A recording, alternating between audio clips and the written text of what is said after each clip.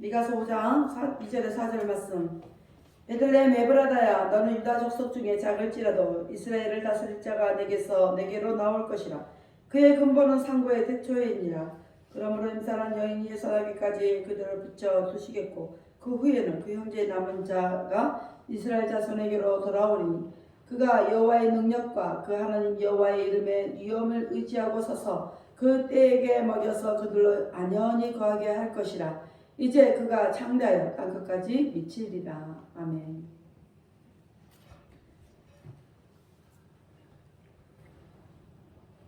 기도합니다. 할렐루야. 아버지 하나님 감사합니다. 오늘 아버지 하나님 대강절 첫째 주일을 맞이하여 하나님 앞에 예배합니다. 주님 오시는 그날을 우리가 기념하며 또 우리의 마음을 모아 하나님께 나아갑니다. 이 예배가 아버지 하나님 복된 예배 되게 하여 주옵시고 하나님이 함께 하시는 예배 되게 하여 주옵소서. 오늘 종이 미가서 5장 2절로 6절 말씀을 가지고 이스라엘의 다스릴 자라는 내용으로 하나님의 말씀을 증거하려고 합니다. 종이 비록 부족하고 연약하고 입술이 우둔할지라도 오늘 종의 입술을 들어 사용하여 주옵소서. 종의 입술에서 선포되는 모든 말씀을 저들은 하나님의 말씀으로 들려지게 하옵소서. 하나님의 말씀으로 받게 하여 주옵소서.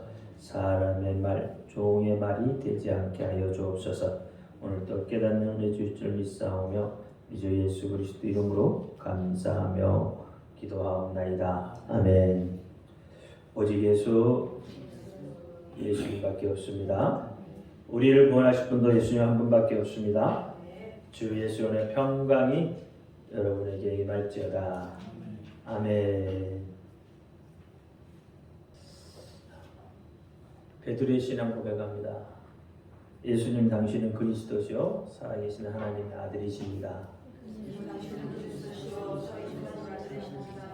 예수님 당신은 나의 구세주 나의 전부이십니다. 아멘. 오늘 본문은 미가서 5장 2절에서 4절 말씀, 6절 말씀, 이스라엘의 다스릴 자입니다. 오늘은 대강절 첫째 주일입니다. 예수님이 오시기 전 첫째 주일. 성경은 신약이든 구약이든 모두가 다 예수님을 향하여서 기록하고 있습니다. 요한복음 5장 39절 말씀에도 너희가 성경에서 영생을 얻는 줄 생각하고 성경을 상고하거니와 이 성경이 곧 너에게 대하여 증거하신 것이다. 이렇게 이야기합니다. 성경 전체는 누구를 증거해요? 예수님에 대한 이야기고 예수님을 증거하는 겁니다. 그러니까 성경을 읽을 때 항상 예수님을 중심으로 해서 봐야 돼요. 모든 것은 예수님으로 귀결이 돼야 돼요. 자꾸 사람 중심으로 성경을 바라보면 예수님이 없습니다. 기독교는 예수님이 중심이에요. 기독교는 예수님이 핵심이에요. 그래서 예수님이 빠져버리면 기독교가 아니에요. 설교도 마찬가지예요. 설교도 핵심은 예수님이세요. 성경의 모든 이야기거리들은 전부 예수님으로 귀결이 돼야 돼요. 다윗을 이야기해도 예수님을 이야기해야 되고요. 사도 바울을 이야기해도 예수님하고 연결시켜서 이야기해야 되는 거예요. 이 예수님이 빠져버리면 그건 그냥 이야기책이에요. 생명이 없다 이 말이에요. 이야기책은 생명을 살릴 수가 없어요. 여러분, 생명을 살리는 것은 예수님이에요.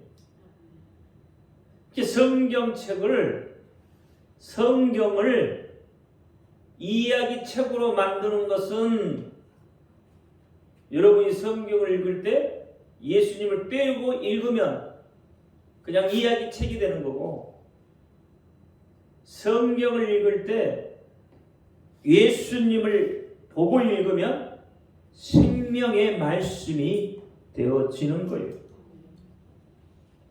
창세기 3장 15절에 보니까 내가 너로 여자와 원수가 되게 하고 내 후손도 여자의 후손과 원수가 되게 하리니 여자의 후손은 내 머리를 상하게 할 것이요 너는 그의 발꿈치를 상하게 할 것이라. 이걸 엄복음이라고 해요. 또는 원시복음이라고 하기도 하고요. 이 엄복음에서 누구를 봐요? 예수님을 봐야 된다. 여자의 후손으로 오실 교회의 머리 되신 예수님에 대한 이 말씀은 예수님 탄생과 사역 성품까지도 기록을 하고 있는 거예요. 이사야 선지자는 메시아가 처녀의 몸에서 탄생할 것을 예언했고, 임마누엘 하실 하나님에 대해서 또 그가 어떻게 고난을 받을 것인가를 상세히 기록을 하고 있죠. 오늘 본문의 미가 선지자 역시도 메시아로 오실 분이 어떤 분이신지를 구체적으로 예언을 하고 있다 이 말입니다. 신약에 와서는 구약의 예언 성취가 이루어졌음을 공포하고 있는 거예요. 마태복음 시작을 예수 그리스도의 계보로 시작을 하죠. 예수 그리스도의 계보는 하면서 시작을 해요. 그러면서 마태복음 1장 16절에 보니까 야곱은 마리아의 남편 요셉을 낳았으니 마리아에게서 그리스도라 칭하는 예수가 나시니라 그랬어요. 이 마태복음 1장 16절에서 창세기 3장 12절 이 엄복음과 연결이 되어지는 거죠. 여자의 후손 이렇게 되는 거예요. 남자의 후손이 아니라 누구의 후손? 여자의 후손이에요. 여자의 후손. 모든 사람들은 다 남자의 후손이죠. 근데 예수님만 여자의 후손이에요. 그러니까 엄복음에서 어떻게 해요? 여자의 후손에 대한 이야기를 하고 있는 거예요. 요한복음 7장 42절에도 성경에 이르기를 그리스도는 다윗의 씨로 또 다윗의 살던 촌 베들레헴에서 나오리라 하지 아니하였느냐. 오늘 본문 미가서에서 동일하게 이야기하고 있는 거예요. 본문 미가 선지자는 메시아가 여호와의 능력과 그 하나님 여호와의 이름의 위엄을 의지하고 오실 것을 말하고 있다. 그러니까 마태복음 1장 21절 아들 낳으니 그 이름을 예수라 이는 그가 자기 죄에서 구원할 자이시라. 아멘. 그러니까 누구의 이름으로 왔다고 그랬어요? 아버지의 이름. 방금 미가서에서 여호와의 이름의 위엄을 의지하고 그랬잖아요. 그 이름을 의지하고 예수의 이름을 의지하고 오시는 분, 그분이 예수예요. 미가서 4절 보면 본문 4절 말씀에 보면 그가 여호와의 능력과 그 하나님 여호와의 이름의 위엄을 의지하고 서서 그때에게 먹여서 그들로 안연히 거하게 할 것이라. 이제 그가 창대하여 땅 끝까지 미치리라. 누구의 이름을요? 아버지 하나님의 이름을 의지해서 말씀을 꼴을 양식을 먹인다는 거죠. 근데 그것이 어디에? 땅 끝까지. 미가 선지자를 통한 하나님의 예언과 약속이 있었음에도 불구하고 이스라엘은 지키지 못했습니다. 율법을 떠나고 우상을 숭배하고, 그래서 그 결과 하나님의 공의가 무너져 버렸죠. 그래서 이스라엘 백성들은 하나님의 말씀하신 대로 적에게 팔려가는 노예의 신세가 되고 마는 거예요. 오늘 우리라고 다르겠냐 이 말입니다. 우리 속에서 하나님의 공의가 무너지면 사단의 종으로 팔려가게 되어 있는 거예요. 세상 임금, 공중권세 잡은 자의 다스림을 받게 되고 여러분의 마음에 평안이 없어지고 두려움 속에서 떨며 하루하루를 종의 모습으로 살아가게 되는 거예요. 그러나 악한 세대 속에서도 참 구원자 되신 예수 그리스도를 만나면 상황은 역전이 됩니다. 메시아이신 예수 그리스도를 통해서 하나님의 공의가 바로 세워질 겁니다. 하나님을 향한 온전한 예배가 이루어진다 이 말이에요. 참 자유, 참 평안을 얻게 되는 거예요. 하나님의 공의가 바로 서지 못하는 예배, 회개가 없는 예배, 행함이 없는 믿음으로 드리는 그런 형식적인 예배는 하나님이 기뻐하는 예배가 아니에요. 그런 예배는 종으로서 사는 예배고, 종으로 팔려가는 예배고, 두려움 속에 떠는 예배가 되는 거고, 하나님의 공의가 없는 그런 예배가 되어지고 마는 겁니다. 그러면 하나님의 뜻에서 멀어지고 하나님 나라의 본질에서 멀어진다는 것을 우리는 반드시 깨닫고 돌이켜야 하는 거예요. 그래서 요한복음 4장 23절로 24절 말씀에 아버지께 참으로 예배하는 자들은 신령과 진정으로 예배할 때가 오나니 곧 이때라. 아버지께서는 이렇게 자기에게 예배하는 자들을 찾으시리라. 하나님은 영이시니 예배하는 자가 신령과 진정으로 예배할지니라. 그랬어요.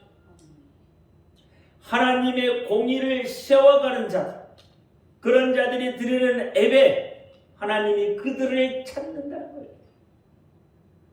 미가 선지자가 말한 이 메시아는 과연 어떤 분인가? 오늘 본문 말씀을 통해서 깨닫게 되기를 바랍니다. 오늘 그 첫째, 상고의 태촌이라 라고 말을 합니다. 2절 말씀에 보니까 그의 근본은 상고의 태촌이라 했어요. 예수님은 태초부터 계신 분이란 뜻이에요. 예수님의 근본은 예수님의 탄생에 앞서서 예수님의 기원에 대해서 이야기를 하고 있는 거예요.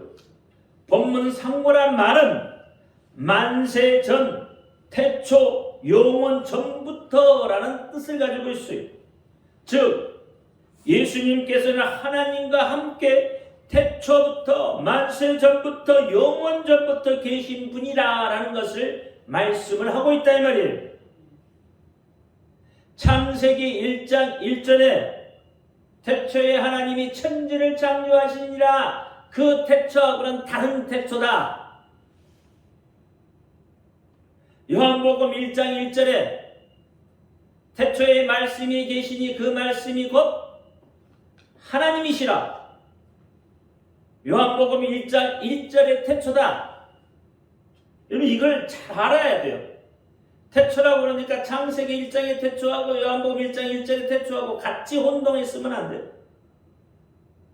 요한복음 1장 1절의 태초는 천지가 창조되기 이전의 태초를 이야기하는 거예요. 그러니까 하나님은, 예수님은 천지를 창조하기 이전에 계시는 그 태초에 계시는, 그렇게 되는 거예요.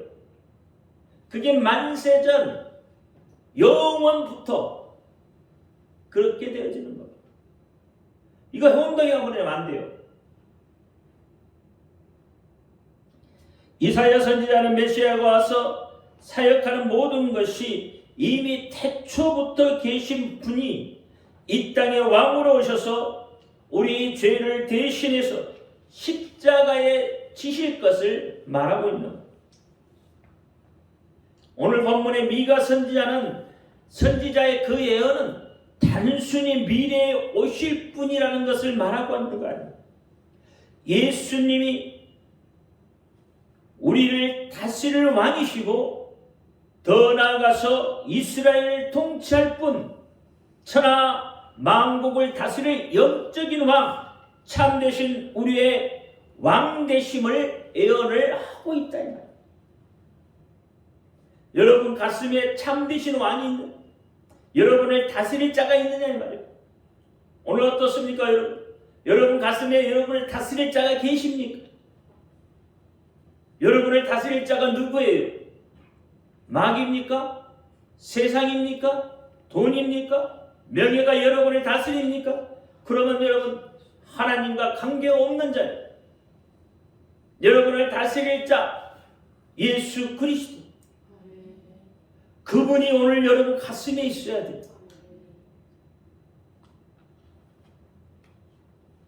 요한사도가 말씀이 곧 예수님이요, 그 말씀 대신 예수님이 태초에 이미 하나님과 함께 계셨고 그가 만물을 지었다고 말씀하고 있는 거예요.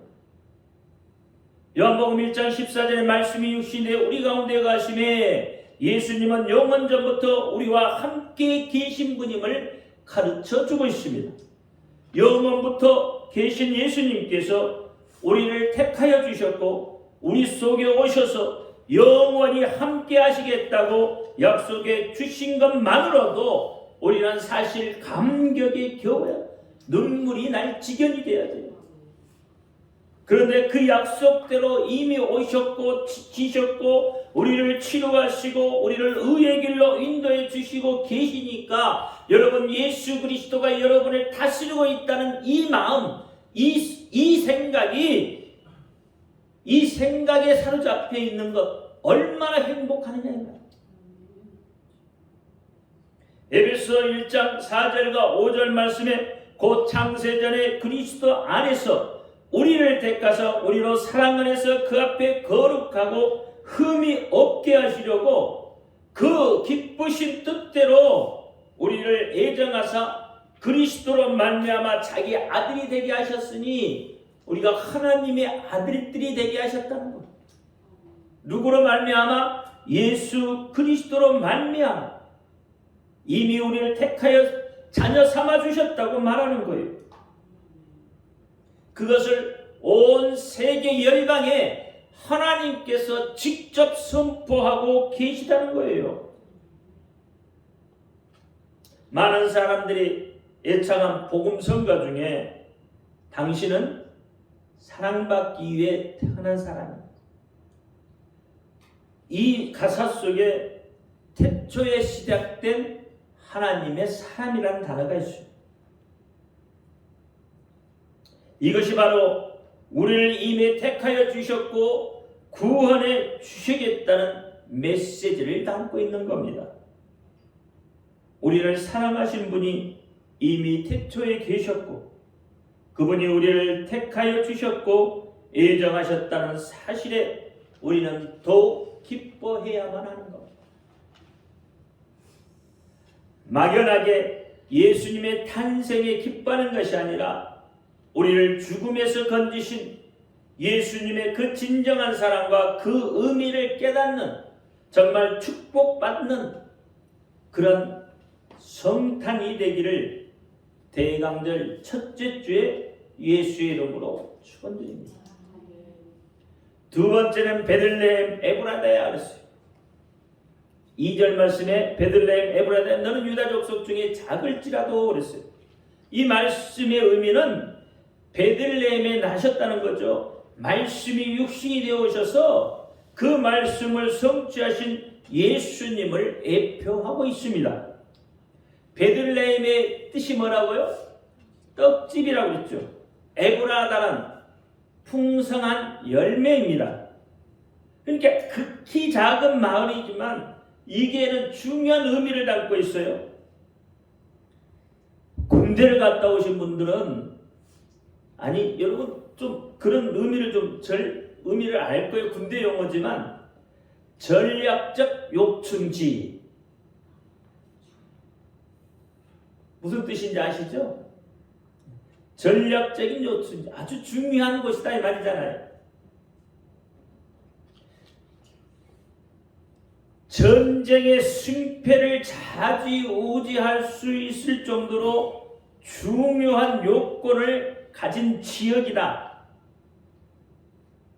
그 말입니다. 전략적 요충지. 그런 것처럼 예수 그리스도는 하나님의 보내심을 받은 자로서 영향력이 있는 가문이나 어떤 특정 지역의 후광을 받지 않았다는 거죠.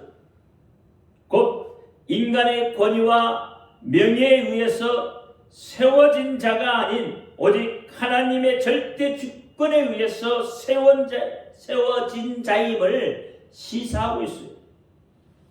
메시아가 이처럼 작고 볼품없는 마을에 오신다는 것은 예수님 그분이 얼마나 겸손한 모습을 가지고 계시는가.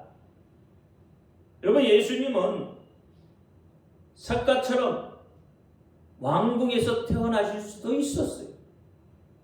얼마든지 가능합니다. 그렇지만 그렇게 하지 않으셨죠. 가난한 자, 병든 자, 도움이 필요한 자에게 오시기 위해서 이 세상에서의 귀한 허물을 다 벗어버리고 낮은 자의 모습으로 가장 작은 마을에 오셨다 이 말이에요. 요한복음 1장 46절에 보니까 나다엘이 그에게 말하기를 나사렛에서 무슨 선한 것이 날 수 있겠소 라고 이야기합니다. 그럴 때 빌립은 뭐라고 그러죠? 와 보라 그러죠. 와서 보시오. 작은 자에서 선한 것이 낫다. 위대한 것이 낫다. 큰 것이 낫다. 우리 왕이 낫다. 와 보라.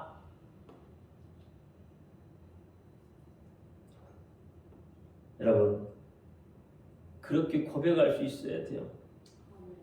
여러분의 가장 선하고 여러분의 가장 약한 부분들을 어떻게 보면 이야기할 수 있어야 돼요. 이야기할 수 있어요. 나다니엘처럼 그렇게 말하는 것이 아니라 빌립처럼 이야기할 수 있어요. 여러분 치부를 감춘다고 그 치부가 감춰지는 게 아니잖아요. 감춰지지 않을 것 같으면 드러내는 것이 훨씬 낫습니다.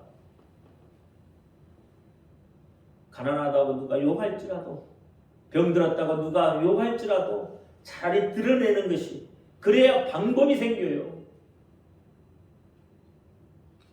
탈무드에 보면 병이 들면 어떻게 하라고요? 광장에서 외치래요. 왜? 치료할 방법이 생긴다는 거예요. 성경 말씀에도 보세요. 예수님 앞에 나와서 어떻게 해요? 치료받잖아요. 다윗의 자손 예수여 나를 불쌍히 여기소서. 오늘 베들레헴은 가장 작지만 가장 중요한 전략적 요충지. 본문의 미가 선지자 예언은 장차 오실 예수는 생명의 떡이요 영생의 열매가 되실 것을 그 마을의 이름을 통해서 예언하고 있다 이 말이에요. 즉 예수님은 친히 말씀이 육신이 되어 오셔서 우리의 죄의 문제를 해결하시고 영생에 이르도록 하시기 위해서 구체적인 탄생의 목적에 대해서 말씀을 하고 있습니다. 구약이 신약의 모형이라면 신약은 구약의 실체를 보여주는 것이에요. 베들레헴이 떡집이듯이 육체를 가진 모든 것은 떡을 먹어야 살 수 있듯이 예수 그리스도는 생명의 떡으로 예수 그리스도를 영접하지 않으면 생명을 영위해 나갈 수 없다고 말합니다. 숨을 쉰다고 여러분 다 사람이라고 말할 수 없습니다. 예수 그리스도가 없으면 짐승과 같다고 했어요. 유다서 1장 10절에 이 사람들은 무엇이든지 그 알지 못하는 것을 회방하는도다. 또 저희는 이성 없는 짐승같이 본능으로 아는 그것으로 멸망하느니라. 동일하게 베드로후서 2장 12절에도 똑같이 이야기하고 있고요. 디도서 1장 12절에도 이렇게 말합니다. 크레타 사람은 예나 지금이나 거짓말쟁이요 악한 짐승이요 먹을 것밖에 모르는 게으름뱅이다 라고. 크레타 사람, 이 사람이죠. 숨쉬고 있는 사람이에요. 근데 그들을 뭐라고 해요? 먹을 것밖에 모르는 짐승이다. 예나 지금이나 거짓말쟁이고 악한 짐승이고. 그러니까 숨쉰다고 다 사람이 아니라 이 말이에요. 호흡하고 살고 있다고 다 짐승이 아니 사람이 아니에요. 성경은 그렇게 이야기합니다.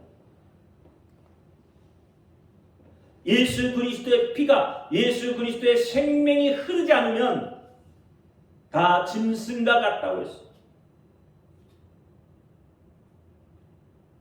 예수님께서 자기 자신을 친히 생명의 떡이니 사람이 이 떡을 먹으면 영생하리라 그랬어요.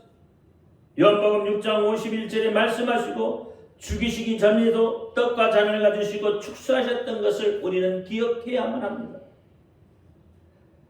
생명의 떡으로 오신 예수 그리스도와 함께 삶의 기쁨을 회복하시고 사탄의 그 어떤 공격을 능히 이기고 십자가의 고통을 친히 당하신 예수 그리스도께서 우리의 영원한 영생의 열매가 되어주셨다는 사실을 통해서 여러분 다가올 성탄의 진정한 의미를 깨닫게 되기를 축원합니다.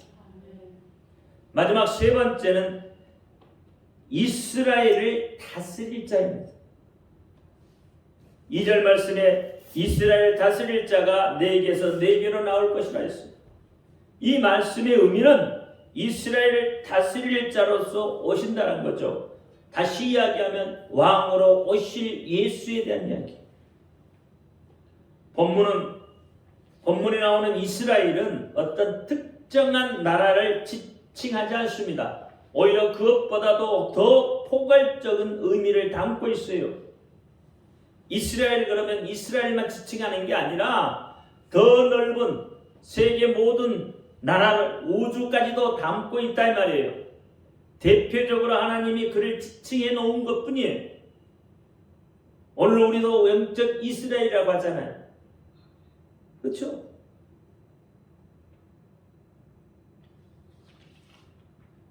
이게 우주적인 의미를 담고 있다.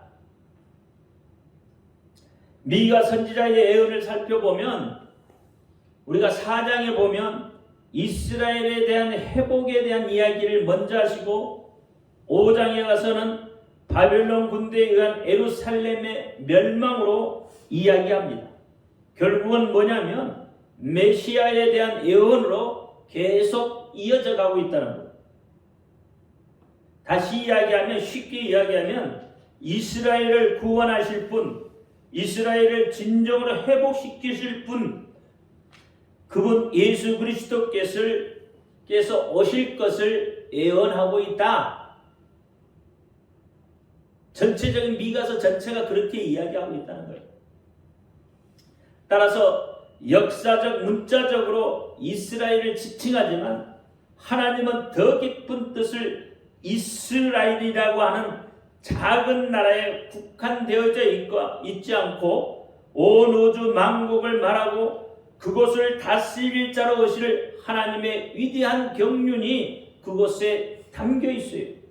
그래서 이스라엘은 전략적 요충지로 하나님이 쓰시는 거다. 이해가 좀 되세요?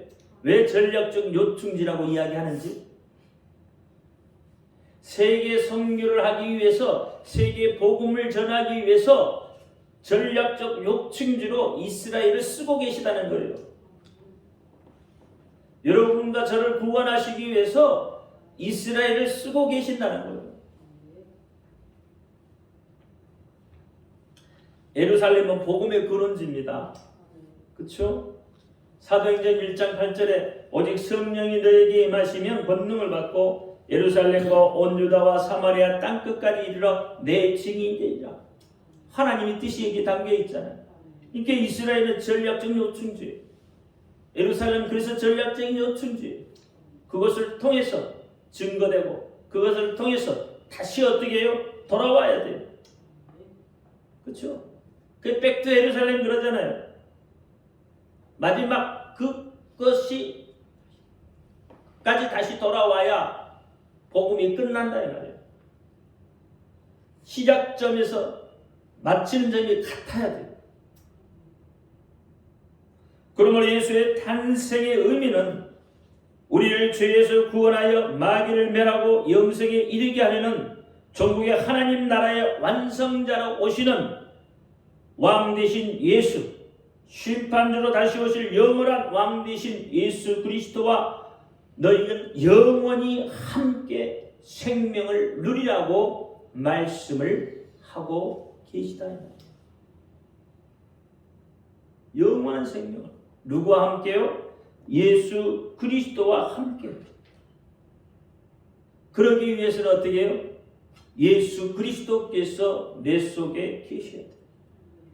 예수 그리스도께서 내 속에 왕으로 와 계셔야 한다. 왕으로. 여러분을 다스릴 자로 와 계셔야 돼요. 이스라엘을 다스릴 자로만은 아니라 여러분을 다스릴 자. 교회를 다스릴 자. 그렇죠? 세상을 다스릴 자로 그분을 인정할 때에 비로소 여러분은 삶의 참된 의미를 깨닫게 되는 거예요. 성탄이 12월 25일이 아니라고 그렇죠? 많은 사람들이 이야기하지만 그 날짜가 중요한 게 아니에요.